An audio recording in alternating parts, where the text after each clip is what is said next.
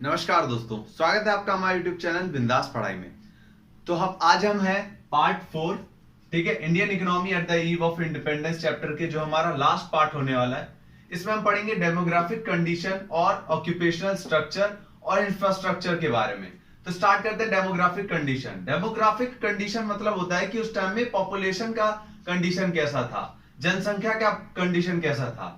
तो first census, जो पहला सेंसस किया गया था कि भैया कितना पॉपुलेशन है नापने के लिए, वो किया गया था 1881 में, ठीक है, पहला सेंसस किया गया था। तो ये वन वर्ड में आ सकता है, इंपॉर्टेंट है, याद रखिएगा।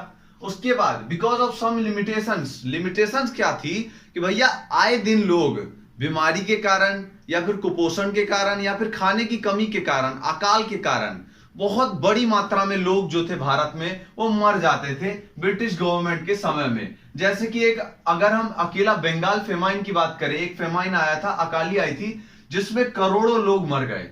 सोचिए एक बार में करोड़ों लोग निपट गए, तो यहाँ पे कैसा कंडीशन था। तो बड़ी खराब कंडीशन थी पॉपुलेशन की, ठीक है। तो इसी कारण कि भैया ज्यादातर लोग कभी कभी निपट ही जाते थे, बहुत सारे लोग। इंडिया की पॉपुलेशन ग्रोथ जो था वो अनइवन था, क्योंकि भैया कभी पॉपुलेशन ठीक है, बना हुआ है पॉपुलेशन, कभी एक अचानक से 1 करोड़ लोग मर गए, तो भैया पॉपुलेशन कभी कम हो जाता था, कभी ज्यादा हो जाता था, ठीक है, बहुत अनइवन था। लेकिन जो था पॉपुलेशन वो ज्यादा नहीं था। क्यों? क्योंकि ज्यादातर लोग तो निपट ही जाते थे अपने भैया बीमारियों से या फिर अकाली से, भुखमरी से, ठीक है। तो यहाँ पे अगला पॉइंट पढ़ते हैं, ओवरऑल लिटरेसी रेट, कि भैया लिटरेसी रेट, शिक्षा दर कितना था उस टाइम में? 16% था। आज हम देखते हैं 99% होता है, तो लोग बोलते हैं अरे 99% है, उस कंट्री का 99 है, उस कंट्री का 100 है। लेकिन उस टाइम में देखिए इंडिया का लिटरेसी रेट कितना था, 16%। केवल 16% लोग लिखना पढ़ना जानते थे। और फीमेल में तो और बद से बदतर स्थिति था भैया, 7% केवल फीमेल जो थी वो जानती थी लिखना पढ़ना। सोच सकते हैं कैसा स्थिति था, बिल्कुल अनपढ़ थे लोग उस टाइम के, ठीक है। और हेल्थ फैसिलिटीज की बात करें तो भैया हेल्थ फैसिलिटीज क्या होगी, ब्रिटिश गवर्नमेंट तो अपना लूटने में लगी हुई थी, तो हेल्थ फैसिलिटी पे क्या हलवा वो ध्यान देगी। तो इन्फेंट मोरालिटी रेट जो था, आप इसी से पता कर सकते हैं हेल्थ सिस्टम कैसा होगा उस समय का, कि इन्फेंट मोरालिटी रेट मतलब कि 1 साल से पहले ही बच्चे मर जाना, 1 साल हुआ भी नहीं उनको पैदा हुए कि वो निपट गए।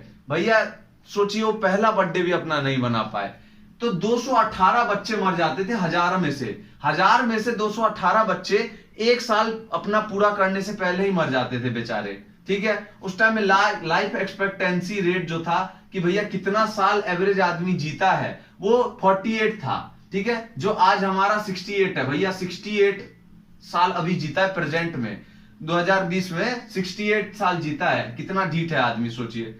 अब उस टाइम में लाइफ एक्सपेक्टेंसी रेट था 218, आज कितना है? 40 है केवल। तो इसी से आप पता लगा सकते हैं कितना खराब स्थिति था भैया, कितना लोग मर जाते थे उस समय में पुअर हेल्थ फैसिलिटीज के कारण। तो यहां से हमको क्या पता चल रहा है कि भैया ज्यादातर लोग पुअर थे, कि भैया ज्यादातर लोग पुअर क्यों थे? क्योंकि इतना खराब स्थिति था भारत का, तो ज्यादातर लोग पुअर ही होंगे ना भाई। खाने तक के लिए पैसा नहीं था उनके पास, 2 वक्त का खाना खा सके ऐसा पैसा, इतना पैसा भी नहीं था बेचारे उस समय के लोगों के पास, क्योंकि ज्यादातर लोग तो एग्रीकल्चर सेक्टर में एंगेज थे। ऑक्यूपेशनल स्ट्रक्चर के बारे में पढ़ते हैं कि भैया ऑक्यूपेशनल स्ट्रक्चर कैसा था। तो यहाँ पे ज्यादातर लोग तो एग्रीकल्चर सेक्टर में एंगेज थे, क्योंकि 70 to 75 सेक्टर जो पॉपुलेशन का था परसेंटेज, वो अभी भी एग्रीकल्चर सेक्टर में ही था एंगेज। हमने देखा था कॉलोनियल गवर्नमेंट के रूल से पहले कितना था, 85% पीपल जो था वो एग्रीकल्चर सेक्टर में था। लेकिन अब थोड़ा कम तो हुआ था, लेकिन अभी भी 75% जो पॉपुलेशन था वो एग्रीकल्चर सेक्टर में था। और हमने देखा कैसा बंटाधार कर दिया था एग्रीकल्चर सेक्टर का। तो ज्यादातर लोग तो पूरे होंगे ना भाई पूरे देश में, क्योंकि 70 to 75% तो बेचारे एग्रीकल्चर सेक्टर में जमींदारी सिस्टम के कारण निपट चुके हैं, तो वो पुअर हो गए थे ज्यादातर लोग, ठीक है। तो हमने देखा 75% जो थे वो एग्रीकल्चर में एंगेज थे, और केवल 10 से 15% पॉपुलेशन जो था इंडस्ट्रियल सेक्टर में एंगेज था, जो कि अब बढ़ा था थोड़ा। पहले आप सोच सकते हैं 85% अगर एग्रीकल्चर में था तो कितना कम होता होगा इंडस्ट्रियल सेक्टर में। ब्रिटिश गवर्नमेंट के आने के बाद इंडस्ट्रियल सेक्टर में जो पॉपुलेशन एंगेज थी वो थोड़ी बढ़ी, कि भैया ज्यादा 10 to 15% जो थी वो इंडस्ट्रियल सेक्टर में लगी हुई थी पॉपुलेशन, यहाँ पे एक बहुत ही नया चीज हुआ। क्या हुआ? कुछ कुछ जो एरिया था, कुछ कुछ जो जगह था भारत का, वो बहुत ज्यादा ग्रोथ पे आ गया। किसमें? मैन्युफैक्चरिंग और सर्विस सेक्टर में। कौन कौन सा एरिया जगह था वो? मुंबई, बंगाल, मद्रास। तो ये सारी जगह कौन सी है? आप खुद ही देखिए, ये सारी जगह वो है जहां पे पोर्ट्स हैं, बंदरगाह मौजूद हैं। तो बंदरगाह जहां पे मौजूद था, उन सारे एरिया का बहुत ज्यादा ग्रोथ हुआ, एक्सपांशन हुआ, क्योंकि वहां से सारा माल एक्सपोर्ट इंपोर्ट होता था ब्रिटेन के लिए। ठीक है, तो उनका डेवलप होना जरूरी था भैया ब्रिटेन गवर्नमेंट के लिए। तो इन सारी जगहों का डेवलपमेंट किया मैन्युफैक्चरिंग और सर्विस सेक्टर में। ठीक है, और इसके कारण क्या हुआ, यहाँ पे जो लोग थे वो ज्यादातर अब एग्रीकल्चर सेक्टर में कम लगे हुए थे। वो अब किस में लगे हुए थे? वो इंडस्ट्रियल सेक्टर में लगे हुए थे, या फिर मैन्युफैक्चरिंग सेक्टर में लगे हुए थे, सर्विस सेक्टर में लगे हुए थे। ज्यादातर लोग एग्रीकल्चर के ऊपर कम बेस्ड थे इन सारी जगहों के लोग। लेकिन पूरे भारत की बात करें तो ज्यादातर एरिया में, जैसे कि पंजाब हो गया, हरियाणा, बिहार, ये सारी जगह जो थी वो अभी भी पूरा जो था वो एग्रीकल्चर के ऊपर बेस्ड थी। भारत की और जगह है इन सारी जगहों को छोड़ के। ठीक है, तो यहाँ पे ऑक्यूपेशनल स्ट्रक्चर और डेमोग्राफिक कंडीशन में इतना ही। आप पढ़ते हैं इंफ्रास्ट्रक्चर के बारे में। तो केवल और केवल इंफ्रास्ट्रक्चर ही एक ऐसी जगह थी जहां पे कॉलोनियल गवर्नमेंट ने कुछ डेवलपमेंट किया हो। यहाँ पे भले ही जो डेवलपमेंट किया वो अपने फायदे के लिए ही किया। इंडिया के लोगों के बारे में तो ये लोग कुछ सोचते थे ही नहीं, ये तो हम जानते हैं भैया। ये लोग निस्वार्थ वो थे, बिल्कुल दयालु थे ही नहीं, ये लोग बिल्कुल खराब लोग थे। लेकिन भले इन्होंने अपने डेवलपमेंट के लिए किया, अपने फायदे के लिए किया सारी चीजें, लेकिन इंफ्रास्ट्रक्चर में भाई डेवलपमेंट किया। जो सच है वो सच तो बोलना पड़ेगा भाई। तो किन सारी चीजों में किया? रोड में किया, रेलवे में किया, वाटर ट्रांसपोर्ट में किया, पोस्ट जो हम पोस्ट पहले भेजते थे, टेलीग्राम या फिर हम चिट्ठी भेजते थे, उसमें किया, टेलीग्राफ में किया। तो इन सारी चीजों में बहुत बढ़िया डेवलपमेंट किया इंफ्रास्ट्रक्चर में कॉलोनियल गवर्नमेंट ने। अब क्यों किया और कैसे किया उसके बारे में जानते हैं। रोड्स में डेवलपमेंट क्यों किया भैया?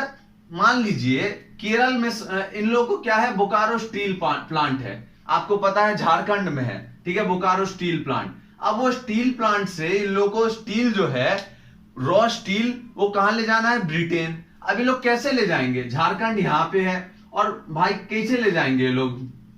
इन लोग को बंदरगाह तक ले जाना पड़ेगा पहले। तो ये लोग क्या करते थे, यहां से बंगाल ले जाना पड़ेगा पहले, वेस्ट बंगाल।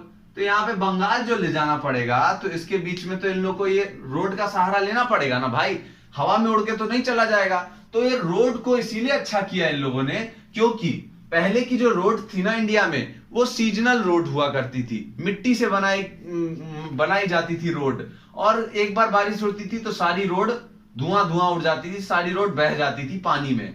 तो इन लोगों ने क्या किया, इन लोगों ने बोला भैया ऐसे तो हमारा व्यापार हो नहीं पाएगा, यहां से सामान हमें यहां पहुंचाना है, तो कैसे पहुंचाएंगे? ये कीचड़ के ऊपर से तो गाड़ियां हमारी जाएगी नहीं, एक्सपोर्ट वो ट्रांसपोर्ट तो होगा नहीं सामानों का।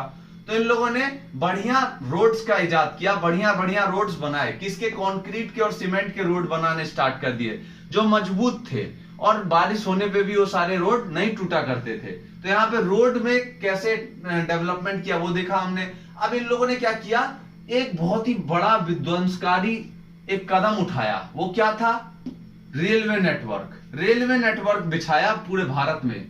क्यों? क्योंकि भारत से ये लोग बहुत भारी मात्रा में रॉ मटेरियल ले जाते थे, और रॉ मटेरियल ले जाने के लिए एक जगह से दूसरी जगह इन लोगों को एक बढ़िया साधन की जरूरत थी। तो इस साधन के रूप में इन लोगों ने रेलवे नेटवर्क को देखा कि भैया रेलवे से ले जाएंगे तो रेलवे में बढ़िया बहुत भारी मात्रा में चीजों को लाद सकते हैं और एक जगह से दूसरी जगह तक पहुंचा सकते हैं। तो इन लोगों ने रेलवे नेटवर्क का इजाद किया। कब? 1850 में स्टार्टिंग की रेलवे नेटवर्क की। ठीक है, और इसकी स्टार्टिंग से दो चीजें हुई भारत में डेवलपमेंट। क्या हुआ? पहले तो सामानों का, गुड्स का आदान प्रदान बड़ी आसानी से होने लग गया। ठीक है, और दूसरा क्या था, लोगों का भी बड़ी आसानी से एक जगह से दूसरी जगह लोग आसानी से और जल्दी पहुंच जाया करते थे। पहले लोगों को एक जगह से दूसरी जगह, मान लीजिए कलकत्ता से दिल्ली जाने में पहले लोगों को लगता था 10-10 दिन। ठीक है, 10 दिन, 15 दिन, 20 दिन। अब यहाँ पे रेलवे नेटवर्क से वो लोग 3 दिन में आराम से घर पहुंच गया और आराम से वहां पे जाके मजे कर रहा है। तो यहाँ पे लोगों का ट्रांसपोर्टेशन भी होने लग गया, सामान के ट्रांसपोर्टेशन के साथ रॉ मटेरियल का ट्रांसपोर्ट किया जाता था मेनली रेलवे नेटवर्क के द्वारा।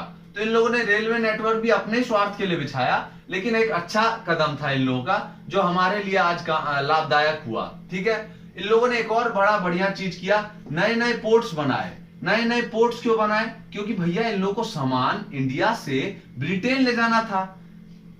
ठीक है, यहां से लूट के ब्रिटेन ले जाना था। अब लूट के ले जाने के लिए इनके पास जहाज के बंदरगाह तो होने चाहिए ना भैया, जहां पे जहाज आ सके और जहां से सामान लोड हो सके जहाजों पे। तो बंदरगाह को नए नए बंदरगाह इन लोगों ने बनाए। ठीक है, जैसे कि बहुत सारे हैं बंदरगाह, कोच्चि हो गया, बहुत सारे ऐसे ऐसे बंदरगाह हैं जो कॉलोनियल गवर्नमेंट ने बनाए हैं। और बहुत सारे जो ओल्ड बंदरगाह थे, पुराने बंदरगाह थे, उनमें भी बहुत ज्यादा डेवलपमेंट किया। क्यों? क्योंकि भैया बहुत भारी मात्रा में जो एक्सपोर्ट और इंपोर्ट होता था उन पोर्ट से, उन बंदरगाहों से। ठीक है, और इन लोगों ने एक और चीज किया, इनलैंड वाटर नेटवर्क का इजाद किया। इसमें क्या था कि भैया एक रिवर के माध्यम से कंट्री के अंदर ही सामान को एक जगह से दूसरी जगह कैसे पहुंचाया जाए। तो इन लोगों ने इनलैंड वाटर नेटवर्क बिछाया, जिससे एक जगह से दूसरी जगह आराम से, एक स्टेट से दूसरी स्टेट सामान पहुंच जाया करता था पानी के द्वारा। और पानी कभी भी चीपेस्ट माध्यम होता है एक जगह से दूसरी जगह सामान पहुंचाने का। ठीक है, सबसे ज्यादा चीपेस्ट। और इन लोगों ने पोस्टल और टेलीग्राफ सिस्टम में भी बहुत ज्यादा डेवलपमेंट किया। पहले चिट्ठी जाने में भैया महीना महीना लग जाता था, महीने बाद चिट्ठी मिलती थी लोगों को। अब इन लोगों ने ऐसा कर दिया कि भैया 5 दिन में आराम से चिट्ठी लोगों के हाथ में पहुंच जाती थी। अब टेलीग्राफ एक चीज थी कि भैया पहले टेलीग्राफ जो था वो भी पोस्टल उससे ही भेजा जाता था, लेकिन अब इलेक्ट्रिक माध्यम आ गया था टेलीग्राफ का। अब इलेक्ट्रिक माध्यम के कारण 5-10 सेकंड में ही आराम से इलेक्ट्रिक माध्यम के कारण एक जगह से दूसरी जगह टेलीग्राफ पहुंच जाया करता था, मैसेज जो था वो पहुंच जाया करता था। ठीक है, तो इन लोगों ने टेलीग्राफ और पोस्टल सिस्टम में भी बहुत ज्यादा डेवलपमेंट किए। तो हमने देखा कि कैसे इन लोगों ने इंफ्रास्ट्रक्चर में बढ़िया डेवलपमेंट किया, भले ही अपने स्वार्थ के लिए किया, लेकिन किया तो भाई सही। ठीक है, तो यहाँ पे हमने देखा कि पूरे चैप्टर में इन लोगों ने पूरा लूटा ही भारत को, लेकिन एक काम अच्छा कर दिया कि भैया इंफ्रास्ट्रक्चर में थोड़ा बहुत डेवलपमेंट कर दिया। तो बड़े आसानी से हमने पूरा चैप्टर पढ़ लिया। धन्यवाद आपका सारी वीडियोस को देखने के लिए। अगर आपको वीडियोस पसंद आई हो तो प्लीज वीडियोस को लाइक कीजिए, शेयर करिए एंड चैनल को सब्सक्राइब करिए। धन्यवाद।